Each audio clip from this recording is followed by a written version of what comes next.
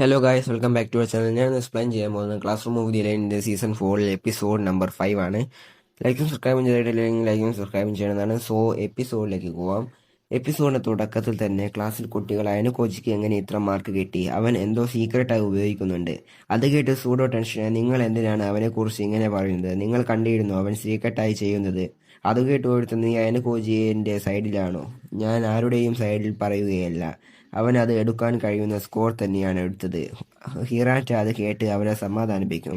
പിന്നീട് അവരുടെ ടീച്ചറിനെയും അയനക്കോജിയെയുമായിരിക്കും കാണിക്കുക. മിസ്, നീ ആക്ടിംഗ് ചെയർമാനുമായിട്ടുള്ള സംസാരം നിർത്തിയോ? നീ ഇപ്പോൾ കുറച്ചുകൂടി ഫേമസ് ആയില്ലേ?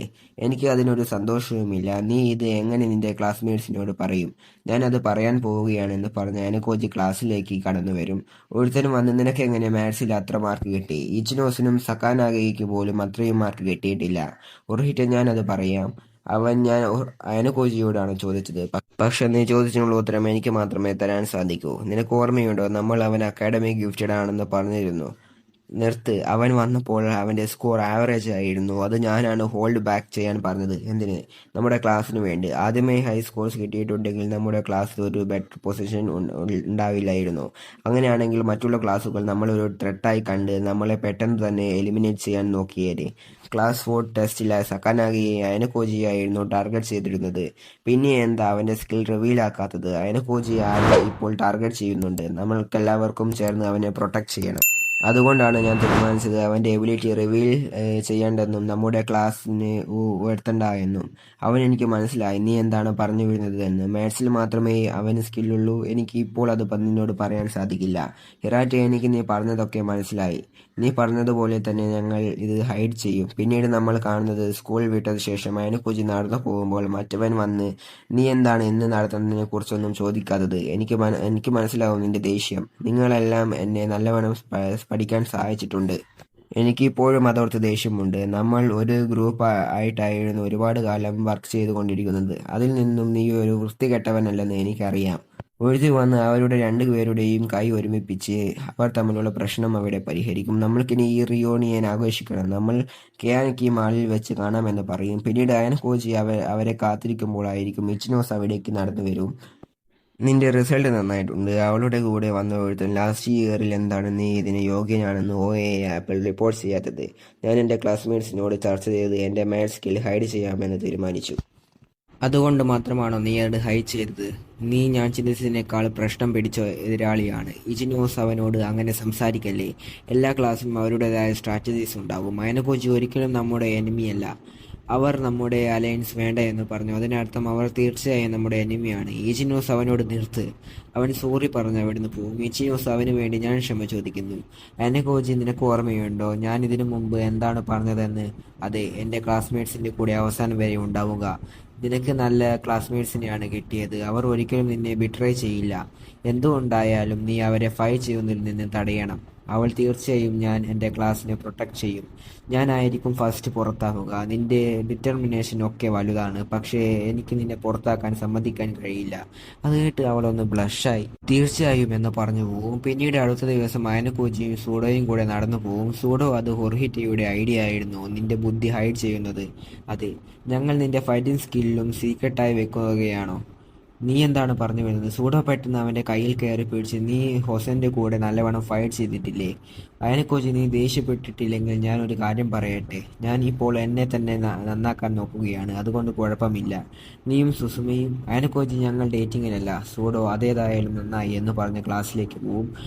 പിന്നീട് അയനക്കോജി, നീ എന്നെ അതിനെ സഹായിച്ചത് നന്ദി. നമ്മൾക്ക് നിന്നെ പുറത്താക്കിയാൽ കിട്ടുന്ന 20 മില്യൺ പോയിന്റ്സിനെ കുറിച്ച് സംസാരിക്കണം. അതിനുവേണ്ടി ഒരു സ്പെഷ്യൽ ടെസ്റ്റ് വയ്ക്കുകയും സ്കൂൾ അത് അംഗീകരിക്കുകയും ചെയ്തു. അതിന് അത്ഭുതമൊന്നുമില്ല. ഹൊർഹിറ്റ് ചിലപ്പോൾ നാഗുമോ ആണോ ഇതിനൊക്കെ കാരണം? എനിക്കത് വിശ്വസിക്കാൻ കഴിയില്ല അവൻ അങ്ങനെ ചെയ്യുമെന്നതിൽ. നാഗുമോ പറഞ്ഞത് എൻ്റെ ബ്രദർ അവൻ്റെ റൈവലാണെന്നാണ്. പക്ഷേ എൻ്റെ ബ്രദറിന് നിന്നെയാണ് ഇഷ്ടം. ചിലപ്പോൾ അവൻ അതിൽ എന്തെങ്കിലും പ്രശ്നമുണ്ടാവുമോ? ഞാൻ നാഗുമോനെ കാണാൻ പോവുകയാണ്. ഞാൻ സ്റ്റുഡൻറ് കൗൺസിലിൽ ജോയിൻ ചെയ്യുന്നത് പറയാൻ പോവുകയാണ്. അവൻ എങ്ങനെ പ്രതികരിക്കുമെന്ന് നോക്കാം. നീ എന്നെ സ്റ്റുഡൻറ് കൗൺസിലിൽ ചേർക്കാൻ പറയുന്നത് നാഗുമോന്റെ മുകളിൽ ഒരു കണ്ണ് വെക്കാനാണോ? അതിനപ്പുറത്ത് മറ്റെന്തെങ്കിലും ഉദ്ദേശമുണ്ടോ? നാഗുമോ തെറ്റായ പാതയിലൂടെയാണ് പോയിക്കൊണ്ടിരിക്കുന്നത്. അവനെ സ്റ്റോപ്പ് ചെയ്യാൻ നമ്മളിൽ ആരെങ്കിലും അവിടെ പോണം. എനിക്കതൊന്നും ഇഷ്ടപ്പെടുന്നില്ല. നീയും എൻ്റെ കൂടെ ജോയിൻ ചെയ്യുമോ? നാഗുമോ നിന്റെ മുകളിൽ ഒരു ബൗണ്ടറി പ്രഖ്യാപിച്ചില്ലേ? നീയുള്ളത് അവന്റെ റിയാക്ഷനെ ട്രിഗർ ചെയ്യും. പിന്നീട് അവർ നാഗുമോനെ കാണും. നീ എന്താണ് ഇവിടെ വന്നത്? എനിക്ക് സ്റ്റുഡന്റ് കൗൺസിലിൽ ജോയിൻ ചെയ്യാൻ താല്പര്യമുണ്ട്. നീ അതത്ര സിമ്പിളായാണത് പറയുന്നത്. നീ ഈ സ്റ്റുഡന്റ് കൗൺസിൽ ജോയിൻ ചെയ്യുവാനുള്ള റീസൺ എന്താണ്?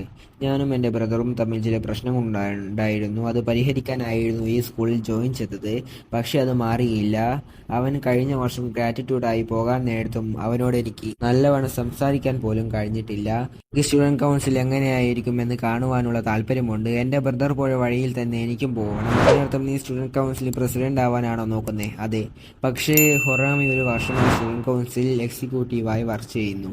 നാഗുമോ അവളുടെ അടുത്തേക്ക് വന്ന്, എനിക്ക് നിന്നെ അങ്ങനെ വിളിക്കാൻ താല്പര്യമില്ല. പക്ഷെ ഞാൻ നിന്നെ സുസുമ എന്ന് വിളിക്കട്ടെ? അതെ. എന്നാൽ നിനക്ക് സ്റ്റുഡന്റ് കൗൺസിലേക്ക് സ്വാഗതം എന്ന് പറഞ്ഞ് നാഗുമോയ്ക്ക് കൈ കൊടുക്കും. നിന്നിൽ നിന്ന് ഞാൻ ഒരുപാട് പ്രതീക്ഷിക്കുന്നുണ്ട്. നിനക്ക് വാചകമടി മാത്രമല്ലെന്ന് തെളിയിക്കണം. അവിടെ തന്നെ വൈസ് പ്രസിഡന്റ് ആയിട്ടുള്ള ക്രിയുമയും ഉണ്ടാവും. നാഗുമോ അയനകോജിയെ കണ്ട്, നീയും സ്റ്റുഡന്റ് കൗൺസിലിൽ ചേരാനാണോ വന്നത്? എനിക്കതിന് താല്പര്യമില്ല. ഞാൻ സമ്മറിന്റെ തുടക്കത്തിൽ അണ്ടർ ക്ലാസ്മെന്റെ കൂടെ കൂടുതൽ സമയം സ്പെൻഡ് ചെയ്തിട്ടുണ്ട്. നമ്മൾക്ക് കുറച്ചധികം ഫൺ ആയാലോ? പിന്നീട് അയനകോജിയുടെ കമ്പാർട്ട്മെന്റിൽ കെ ഉണ്ടാവും. നീ എന്താണ് ഇപ്പോൾ ഇവിടെ വന്നത്? നിനക്ക് മാത്സിൽ നല്ല മാർക്ക് കിട്ടിയിട്ടില്ലേ? അത് നമ്മൾ ഡേറ്റിങ്ങിലാണെന്നുള്ളത് കൂടുതൽ ശക്തമാക്കും. എനിക്കത് ഇഷ്ടമല്ല. ആളുകൾ ചിന്തിക്കുക ഞാൻ നിന്നെ പ്രശസ്തിക്ക് വേണ്ടിയാണ് സ്നേഹിക്കുക എന്നാണ്. അതിനിപ്പോൾ എന്താ, ഒരു സുന്ദരിയായ പെണ്ണിനെ സ്നേഹിക്കുന്ന ഒരാളുടെ സ്റ്റാറ്റസ് നോക്കിയല്ല. കേക്ക് അത് കേട്ട് നാണം വരും. അതിനെക്കുറിച്ച് പെട്ടെന്ന് അവളെ പിടിച്ച് അവർ രണ്ടുപേരും കിസ്സടിക്കാൻ പോകുമ്പോഴായിരിക്കും ആരോ ബെല്ലടിക്കുക. അതിനെക്കുറിച്ച് നോക്കുമ്പോൾ അത് ഇച്ഛികയായിരിക്കും. നീ എങ്ങനെയിരിക്കുന്നു എന്ന് നോക്കാനാണ് വന്നത്. ചെരുപ്പ് കണ്ടിട്ട് ഒരാൾ കൂടെ ഉണ്ടെന്ന് തോന്നുന്നു. അതിനെക്കുറിച്ച് എനിക്കിപ്പോൾ സമയമില്ല. നീ പിന്നെ വാ. നീ മറന്നോ? എനിക്കൊരു ഓഫർ തന്നിരുന്നു. സൂഡോയുമായി പാർട്ട്ണറാകുമ്പോൾ. അതിനെക്കുറിച്ച് അത് അവിടെ കഴിഞ്ഞു. അങ്ങനെ പറയല്ല. അവൾ ഒരു കവർ എടുത്ത് കാണിച്ച്, നീ തനിച്ചല്ലെന്ന് തോന്നുന്നു. ഞാൻ കെയെ വാച്ച് ചെയ്തിരുന്നു. അതുകൊണ്ട് നീ എന്നോട് കള്ളം പറയാൻ നോക്കേണ്ട. ഞാനിതൊരു സീക്രട്ടായി കീപ്പ് ചെയ്യും. അവൾ എന്നിട്ട് അകത്ത് കയറും. കെ അത് കണ്ട്, നീ എന്താണ് ഇവിടെ ചെയ്യുന്നത്? നിങ്ങൾ റൊമാൻറ്റിക്കിലാണെന്ന് തോന്നുന്നു. അവൾ എന്നിട്ട് ഇത് എൻ്റെ സമ്മാനമാണ് എന്ന് പറഞ്ഞ് ഒരു പെട്ടി അവിടെ വെക്കും. എന്നോട് ക്ഷമിക്കണം. എന്തിനാണ് നീ അങ്ങനെ ചോദിച്ചത്? നിന്റെ കയ്യിലെ മുറിവ് കണ്ട്. നിനക്കറിയാലോ, ഞാൻ അതിൻ്റെ ഒരു ഭാഗമായിരുന്നു. ഞാൻ ഹൊസന്റെ കൂടെയാണ് വർക്ക് ചെയ്തത്. അതിനെക്കുറിച്ച് നീ എന്നെ തെറ്റായിട്ടാണ് കണ്ടിരിക്കുന്നത്. ഞാൻ നിന്റെ എനിമിയല്ല. അത് വിശ്വസിക്കാൻ കുറച്ച് പ്രയാസമാണ്. കാരണം ഞാനല്ല നിന്നെ പുറത്താക്കാനുള്ള ഐഡിയാസ് ഹൊസനെ പറഞ്ഞു കൊടുത്തത്. നീ അതിനെക്കുറിച്ച് പുറത്താക്കാൻ നോക്കിയെന്നോ? നീ പുറത്താക്കിയാൽ കിട്ടുന്ന 20 മില്യൺ ബൗണ്ടിയുടെ കാര്യം എന്താണ്? 20 മില്യണോ? ഇച്ചിക, നിന്റെ ബോയ് ഫ്രണ്ട് നിന്നോട് ഇതിനു മുമ്പേ ഇത് പറഞ്ഞിട്ടില്ലേ? നീ എൻ്റെ പ്ലാൻ ഷോപ്പിങ്ങിൽ നിന്ന് മനസ്സിലാക്കി. കാരണം ഞാൻ നൈഫ് എടുക്കുന്നതിൽ കോൺഫിഡൻ്റ് ആയിരുന്നു. നിനക്ക് ഒരു ഫൈറ്റ് പോലും തരാതെ ബൗണ്ടിക്ക് വേണ്ടി പുറത്താക്കാൻ എനിക്ക് താല്പര്യമില്ലായിരുന്നു. അതിനെക്കുറിച്ച് അവൾ വേഗത്തിലാണ് ചിന്തിക്കുന്നത്. അവളൊരു വൈറ്റ് റൂം സ്റ്റുഡൻ്റ് ആയിരിക്കും. പക്ഷേ അവളുടെ ട്രൂ നേച്ചർ പുറത്തിറക്കിയാലുള്ള ബെനിഫിറ്റ് എന്താണെന്ന് ചിന്തിക്കും. അവൾ എന്നിട്ട് എന്നോട് ക്ഷമിക്കണമെന്ന് പറഞ്ഞ് ആ പൊതി അവിടെ വെച്ച് പോകും. പിന്നീട് അതിനെക്കുറിച്ച് ഞങ്ങൾക്ക് ഏപ്രിലിൻ്റെ അവസാനം വരെ ടെസ്റ്റ് ഒന്നുമില്ലായിരുന്നു. ഒരു വൈറ്റ് റൂം സ്റ്റുഡൻറ്റ് എന്നെ ടാർഗറ്റ് ചെയ്യുന്നതിനുള്ള ഒരു അറ്റംപ്റ്റും ഞാൻ നോട്ടീസ് ചെയ്തിരുന്നില്ല. അപ്പോഴായിരിക്കും നനാസി അവിടെ വരിക. എന്നോട് ക്ഷമിക്കണം, ഞാൻ നിന്നെ തെറ്റായി കണ്ടതിന്. നിനക്ക് എന്നോട് നീരസമുണ്ടോ? ഇല്ല. നീ എന്നെ പുറത്താക്കാൻ ഒരു സ്പെഷ്യൽ ടെസ്റ്റ് കൊണ്ടുവന്നു. അത് കഴിഞ്ഞു? ഇല്ല, ഇതുവരെ കഴിഞ്ഞിട്ടില്ല. സെക്കൻഡ് ടേം ഇപ്പോഴും സ്റ്റാർട്ട് ചെയ്യും. നീ ക്യൂരിയസ് ആണോ? ഹൊസനെ കുറിച്ച് ആ ലാസ്റ്റ് ഇൻസിഡന്റ് എന്നെ മനസ്സിലാക്കി തന്നു. അത് പാഴാണെന്ന്. നീ അടുത്ത സ്പെഷ്യൽ ടെസ്റ്റിന് കാത്തിരിക്കുകയാണോ? ഞാൻ കേട്ടിരുന്നു ഒരു ഫസ്റ്റ് ഇയർ ഒരു സ്പെഷ്യൽ ടെസ്റ്റിൽ പുറത്തായെന്ന്. അതെ, ക്ലാസ് 1 സിയിൽ നിന്ന്. അത് എന്നെ ഒരുപാട് ചിന്തിപ്പിച്ചു. ഞാൻ ഉദ്ദേശിക്കുന്നത് ഈ സ്കൂളിൽ ജീവിക്കുന്നതിനെ ഓർത്ത് ട്രിഗർ ചെയ്യരുത്. അതിനെക്കുറിച്ച് എനിക്ക് വിശ്വാസമുണ്ട്. നിനക്ക് ഈ സ്കൂളിൽ ഒരു റിഗ്രറ്റ് ഇല്ലാതെ നല്ലവണ്ണം ജീവിക്കാൻ സാധിക്കും. പിന്നീട് ക്ലാസ്സിൽ മിസ്, ഞാൻ ഇവിടെ വന്നത് നിങ്ങളുടെ വരാൻ പോകുന്ന സമ്മർ വെക്കേഷനെ കുറിച്ച് പറയാനാണ്. 7 രാത്രി. നിങ്ങൾ നിങ്ങളുടെ സമ്മർ വെക്കേഷൻ ഈ വലിയ ഷിപ്പിൽ വേണം എൻജോയ് ചെയ്യാൻ. ഒരു സ്പെഷ്യൽ ടെസ്റ്റും ആ ഷിപ്പിൽ ഉണ്ടാവില്ല. അടുത്ത ടെസ്റ്റ് അതിജീവിക്കാൻ നിങ്ങൾക്ക് ഷിപ്പിൽ എൻജോയ് ചെയ്യണം. ഈ പെർട്ടിക്കുലർ സ്പെഷ്യൽ ടെസ്റ്റ് സമ്മർ ബ്രേക്കിൻ്റെ ഇടയിൽ വെച്ചായിരിക്കും നടക്കുക. മിസ് പെട്ടെന്ന് സീരിയസ് ആയി. നിങ്ങൾ deserted island survival game complete ചെയ്യണം.